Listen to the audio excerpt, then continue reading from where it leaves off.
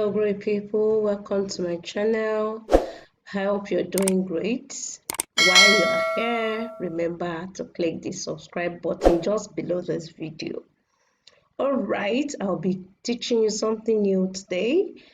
If you have a silicone mold, say yay because we're going to be using that mold to create some patterns. Yes, we'll be using to create patterns on buttercream. And the cake I'm using right now is a buttercream cake, which we've covered hours before now. And this cake is set for decoration, so I'll be using this pattern on the cake. Now, if you don't have exactly this type of mold, any other type of mold you have, I think you should start trying it on your buttercream. It's going to be so lovely. Most especially if you have a crusted buttercream. We have a course on that if actually you're wondering what types of buttercream we have or what type you want to use, but I'm not here for that. I just want to show you how to create patterns of buttercream.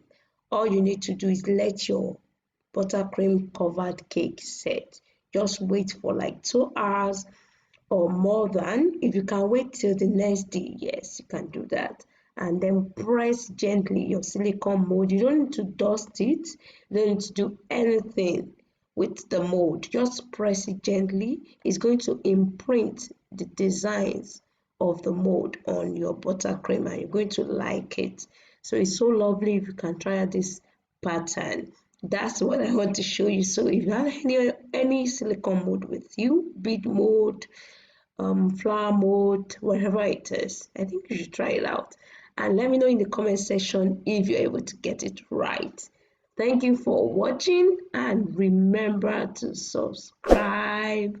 Encourage this channel, subscribe, and remember there's a notification button beside the subscribe button that will let you know immediately we drop a new video. Thank you very much. We appreciate you. Have a nice time and make sure you try it out.